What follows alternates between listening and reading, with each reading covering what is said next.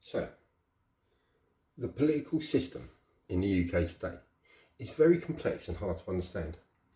And so we employ a bunch of experts and officials to guide us through it as best as they can. Now, we pay them to work for us, so we trust them, we do as they say. And they reassure us that they know what's best for us, every step of the way. Now, everyone pays, no exceptions, no excuses, and everybody has to toe the line.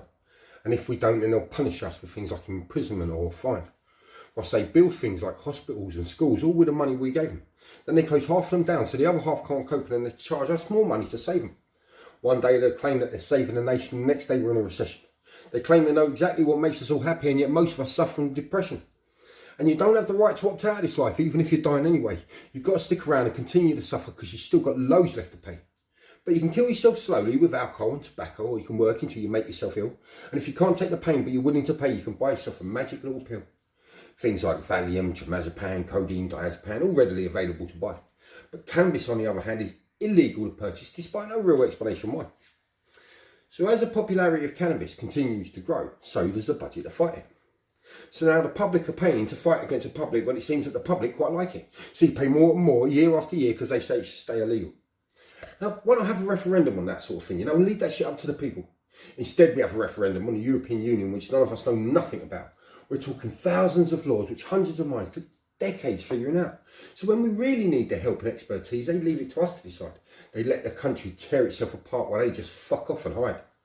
And if they were to break the same laws that you do, all they have to do is resign and move to greener pastures anew and leave all their mess behind.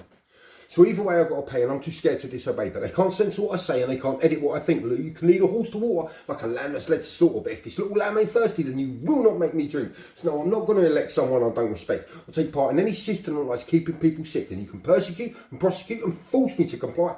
But that hypocrisy is not democracy. It's just a silly little trick.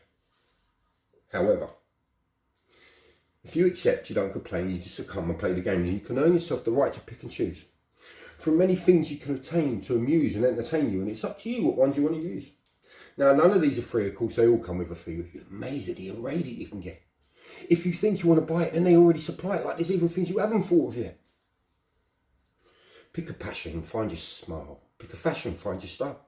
Choose your pleasure, choose your leisure, choose your car, choose your phone. Choose a lover, choose a friend, pick another, choose again, choose your God, choose your job, choose your gender, choose your home. Look, the list is never ending because there's always options pending. There's always something shiny, pretty and new. As long as you're prepared to spend, you need never be bored again. You can buy yourself a completely different you.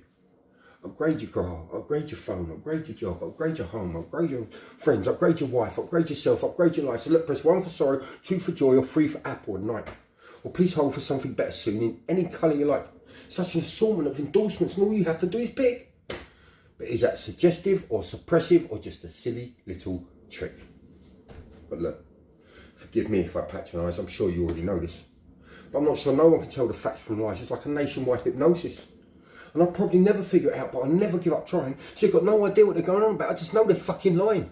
But sometimes trying to see the truth when it's shrouded in deceit is like trying to find a Rizzler in a pocket full of till receipts when, yeah, it's in there somewhere. But you're going to have to dig real deep because it's hid amongst the bullshit facts and figures that you keep, amongst the useless information that we're told we're going to need. If indeed we are to achieve, or if indeed we are to succeed, or if indeed we are to lead the kind of life we want to lead.